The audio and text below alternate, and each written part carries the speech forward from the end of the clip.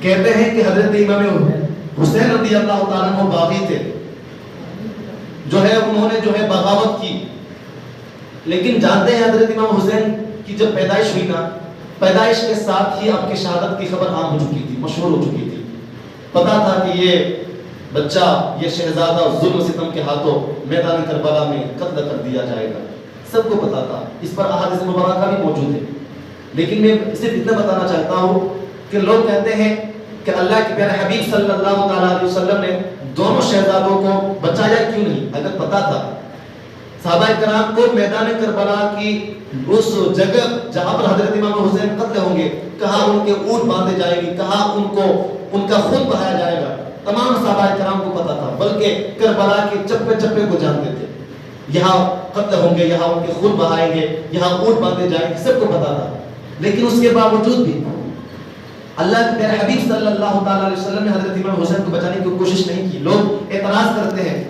کہ اگر اللہ کے پیارے حبیب صلی اللہ علیہ وسلم دوسرے کی مدد کر سکتے تھے تو اپنے شہزادے امام حسین رضی اللہ تعالیٰ عنہ کی مدد کیوں نہیں کی، دعا کیوں نہیں فرمائی؟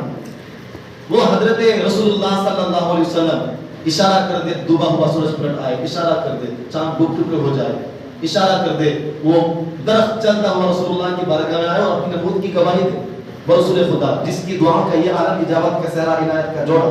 دلہن بن کے نکلی دعائے محمد، اجابت نے جھک کر گلے سے لگایا بڑی ناز سے جب دعائے محمد۔ تو رسول اللہ صلی اللہ تعالیٰ علیہ وسلم کے بارے میں اعتراض کرتے ہیں لوگ کہ اپنے شہزادے کو بچانے کی کوشش کیوں نہیں کی، اور حضرت علی و فاطمہ اور صحابہ کرام رضی اللہ تعالیٰ عنہم بھی رسول اللہ کی بارگاہ میں یہ درخواست نہیں کیا رسول اللہ اب دعا فرما دے کہ اللہ تبارک تعالیٰ حسین کو اس حالت سے محفوظ رکھے۔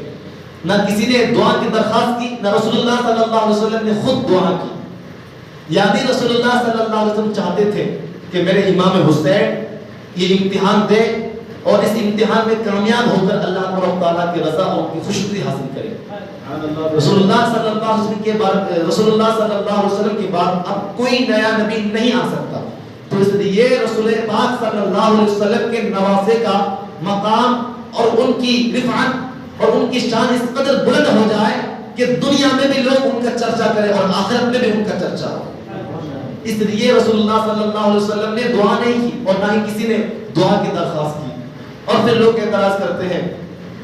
کہ حضرت امام حسین رضی اللہ تعالیٰ عنہ اگر صحابی تھے،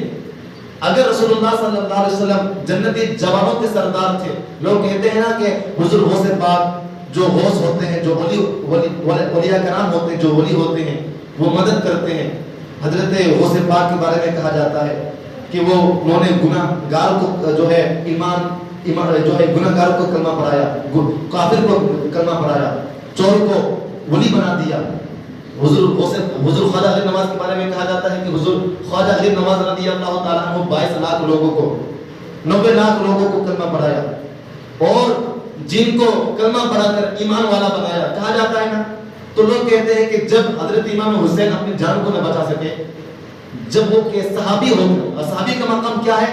کہ صحابی کے مقام و مرتبے کو کوئی غوث، کوئی قطب نہیں پہنچ سکتا، کوئی ولی نہیں پہنچ سکتا، اور یہ تو نواسہ رسول ہے، جنتی جوانوں کے سردار ہے۔ تو جب حضرت امام حسین اپنی جان کی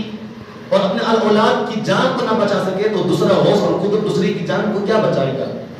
تو میرے دوستو سن لیں، حضرت امام حسین رضی اللہ تعالیٰ عنہ میدان کربلا میں جان بچانے نہیں گئے تھے، جان دے کر دین کو بچانے گئے تھے۔